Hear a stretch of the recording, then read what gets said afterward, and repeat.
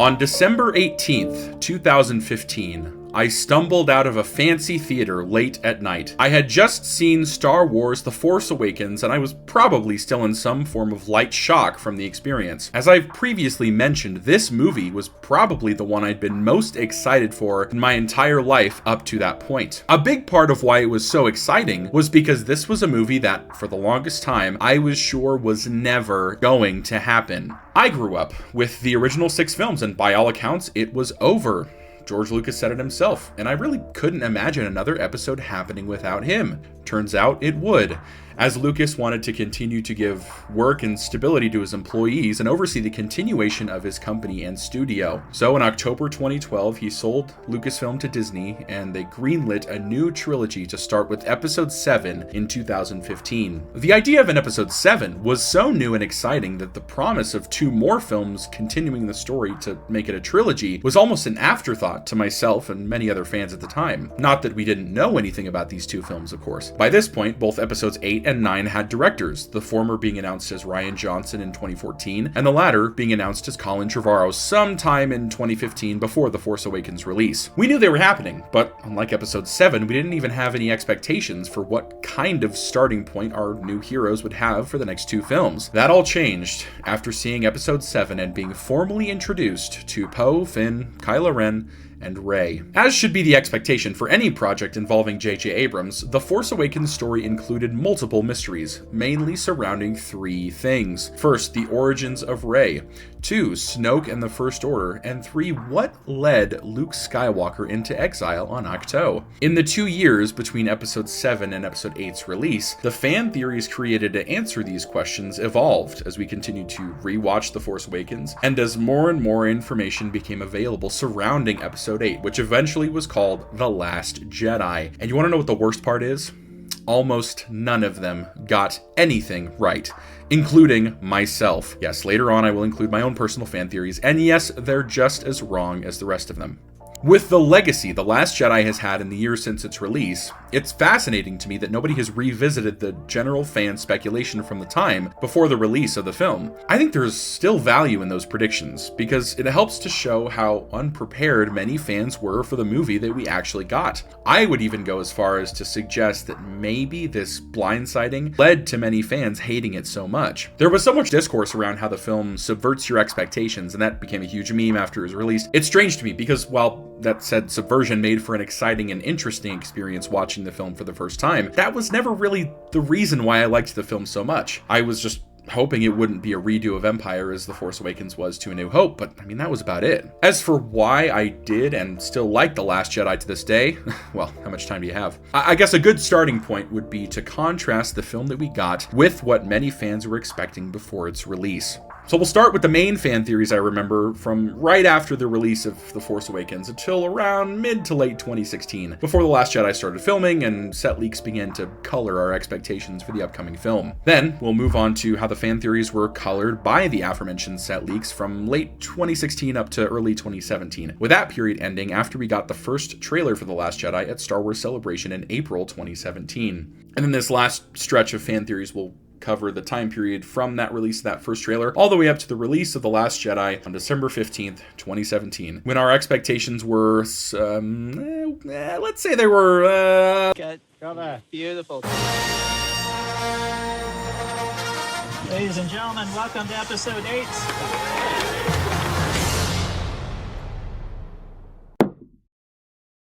Shortly after the release of The Force Awakens, I remember a lot of people speculating at the time that Rey was the daughter of Han Solo. There were 2 main reasons that people thought this. The first being that throughout the film, there are a couple of instances when characters seem to know more about Rey than they're letting on. This includes Kylo Ren near the beginning, Han Solo and Maz Kanata on Takodana, and Leia near the end. The second reason people thought this was the case was because of the EU connection. For those of you who don't know, in the original expanded universe, Han and Leia have twins, Jason and Jana Solo, the former turning to the dark side and the latter being trained as a Jedi, with the 2 having to fight against one another. The first half of this duo seemed to be loosely adapted in Kylo Ren or Ben Solo as Han's son fallen to the dark. It was not unreasonable then to think that Rey would be revealed at some point to be the second half. At this point, we still didn't know how much or if there were going to be any more elements adapted from the old EU, as Lucasfilm stated they would still use parts of it, but the new trilogy wouldn't be a direct adaptation of anything in particular. Looking back, this was not a bad guess. It was definitely informed for the time.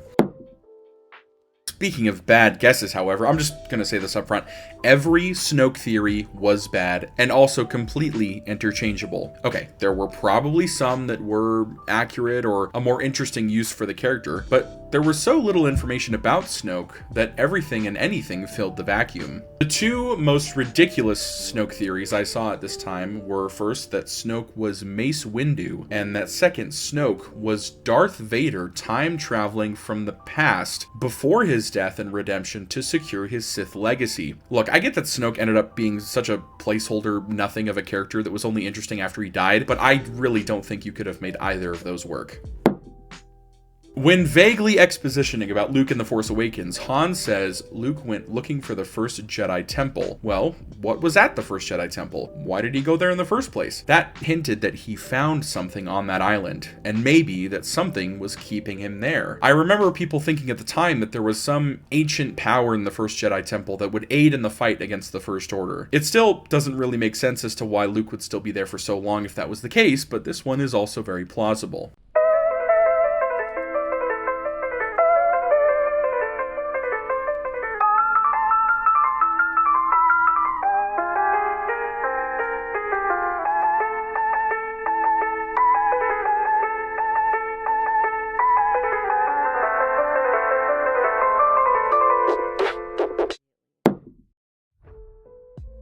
Ding ding ding, this turned out to be accurate. With that being said, it's hard to say whether this was the intention from the beginning of episode 7. J.J. Abrams said that when making The Force Awakens, he had ideas of where it would go in his mind that would inform him enough to craft a mystery box around. It was stated that Palpatine's full-on return in episode 9 was a very late addition, not coming in until the second version of the film after Trevorrow had left the project. You could still have Rey being a Palpatine, destined to be the greatest Sith without Palpatine alive, however. So, was it the intention from the beginning? We know that the themes and outlines of choosing your own destiny for episode 9 were decided back before The Force Awakens release, so it definitely is possible.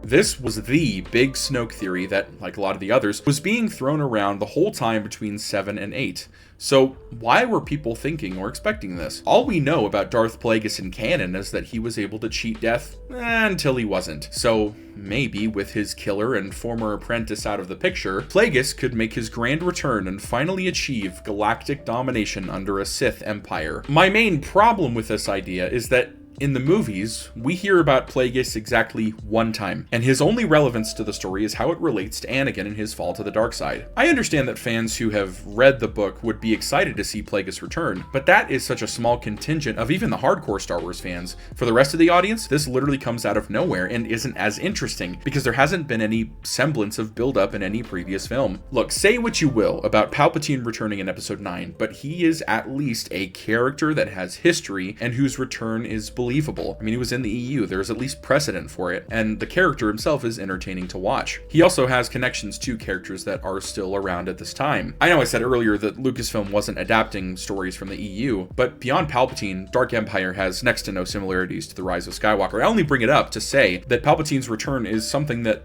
both fans who read the books and general audiences can get behind. With Plagueis, his return would have no relevance to the preceding story or to any of the characters. It would be the Khan thing all over again. But look, I get that Snoke ended up not having much relevance as a character on his own, but making him Darth Plagueis wouldn't have fixed any of that.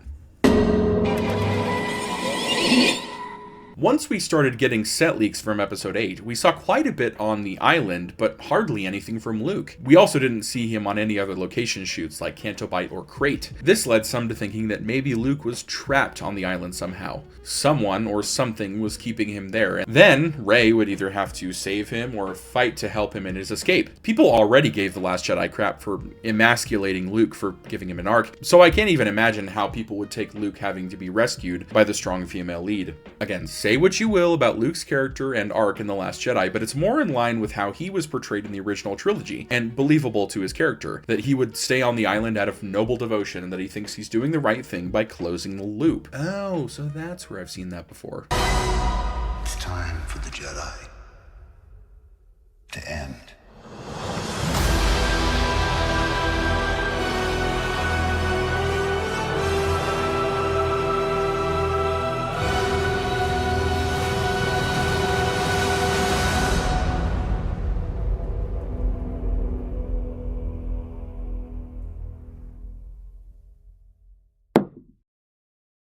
I remember this theory being more prevalent closer to the release of the film, but it was theorized from early on as well. So yes, Rey is British, and that throws a wrench into the Han connection unless she was raised by somebody else. Rey Kenobi, on the other hand, would more specifically be his granddaughter, as the ages line up for Obi-Wan to have had a child anytime between episode 3 and 4 at the latest, with his child having Rey about 17 years ABY, for her to be 19 in The Force Awakens. With Obi-Wan in the Clone Wars having a pseudo-romance with Duchess Satine, to the point where he says he would abandon the Jedi Order to be with her, it's not impossible that he was with her at some point for some time, or potentially even somebody else. The main issue with this theory compared to the other Rey guesses at the time is what relevance would that reveal have to our characters and our story now? Obi-Wan doesn't even get a Force Ghost appearance in the sequel trilogy. I think that's mainly due to Obi-Wan being the person that tied Luke more to his past and his father, with Yoda being his main mentor up until his death in episode 6. So at that point, Rey Kenobi would give her somewhat of a connection to Luke, but again, what do you do with that? What does it add? Rey Palpatine adds this destiny for evil that she wrestles with in a tangible way. But what does Rey Kenobi add to the story outside of mere curiosity for Luke? This theory on the surface is believable, but gets less interesting the more you think about it. So this was the most accurate of any of the guesses about Snoke, but obviously it didn't have any bearing on episode 8 specifically. I also don't think anybody could have guessed the how specifically. Heck, even after episode 9 it isn't made clear. Is Snoke a puppet that Palpatine pickles in his basement? Is he his own person that was cloned to do the will of the Emperor during his time on Exegol? My guess is the former, but I mean, who knows? It'll probably be in a comic at some point if it isn't already. Going on a tangent here, I know a lot of other people have said this, but I think episode 8 would have ended a lot stronger and been a better tie-in to episode 9 if it had ended with Palpatine announcing his reveal in that message at the end of the film. I know, based on the production and how everything kind of turned out, that wouldn't have been possible, since by the time The Last Jedi was almost done, Palpatine's return likely wasn't in the cards yet. But I think if we could go back and redo it, that could have been a stronger ending for episode 8. Long before the release, the announcement, or even the hint of an episode 7, I remember talking with a friend when I was really young. We were talking about Star Wars, and I asked him if he thought there would ever be an episode 7. He responded, with the confidence only available to children who fabricate playground rumors, that there would be an episode 7 and that Luke was the bad guy in it. An interesting idea to me at the time. Growing up with the original trilogy and seeing Luke as the hero that would turn evil after all these years, it was fascinating. I put that out of my mind, however, and didn't think on it again until years later, when the trailer for The Last Jedi ended with Luke saying, It's time for the Jedi to end. Was it possible that my friend from all those years ago was really onto something? Did his uncle really work at Nintendo all along? No. I, along with most people, assume there was more going on with Luke on the island than what the trailers were showing. I think the biggest pitfall with having a dark side Luke is how you make it meaningfully different from Anakin. I know the specifics are different, but the story of the good guy turning bad had a whole trilogy dedicated to it already. Then we would be seeing that play out again, but even more rushed than Anakin's descent. My only thought is that maybe if you had Luke being the Sith in the shadows like Palpatine, only for him to be revealed as the Disney twist villain. But then what? Again, say what you will about Luke's actual backstory in the film, but a brief impulse to fight the darkness before it starts being his downfall is more compelling and tragic because we know he's won that battle before. Why shouldn't it work again? Dark side Luke would be a surprising twist and nothing more. When I found you, I saw raw, untamed power. And beyond that, something truly special.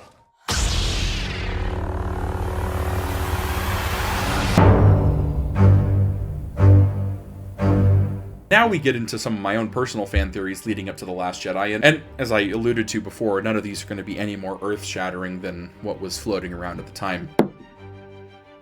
My only guess as to who Rey would turn out to be was the daughter of one or maybe two of Luke's Jedi students. Perhaps they escaped Kylo Ren in the First Order and left Rey on Jakku to protect her or go to search for Luke themselves. It's hard to describe much more because it would have needed to be elaborated on in the film if that was the direction they took it in. I thought it would be an interesting chance to address whether Jedi were allowed to love and have attachments in Luke's iteration of the Jedi Order. You have to keep in mind that 2017 was still in the latter years of prequel hate, so some were looking to see that addressed or outright rejected in some way. The fact that Leia and Han knew who Snoke was, mixed with his being described as opulent by Jason Ward of MakingStarWars.net, made me think that he was some sort of a public figure who was perhaps even a colleague of Luke, Leia, and Han. He would have then groomed Ben Solo and took control of the First Order after he turned. Thinking back, it's more similar to Palpatine than I remember thinking it was, but I remember thinking there would be more emphasis on Ben feeling torn between his relationship to Snoke as a better mentor or parental figure than his actual family. Again, looking back though, it's not really that much different than what I was thinking, and it also doesn't have that much bearing on the story either. The only reason I could think of as to why Luke wouldn't just leave is that for some reason he can't. Perhaps Luke is imprisoned on the island, or maybe being used to lure other Jedi to him. Similar to Star Wars Rebels Season 1 Episode 5 with Luminar and the Inquisitor. I also remember there being a fake Force Awakens plot leak that came out before the film that involved Han and Leia being imprisoned and have the beginning of Episode 7 with the gang trying to break them out, and I thought something similar could be reused there. But that also gets into a lot of the issues of Luke being nerfed for no reason like some of these other theories would suggest. As someone who still vividly remembers the lead up to Episode 8, as well as the shocked reactions from fans after its release, I feel like the movie we got was the movie that needed to happen. I think Star Wars fans needed to see how this franchise could be taken in a new direction in order to survive and remain relevant. Now, the argument is inevitably going to be made that Star Wars is no longer relevant because of this film. However, I think it's better in the long run to serve as an inspiration for future projects, to not be afraid to tell new and innovative stories.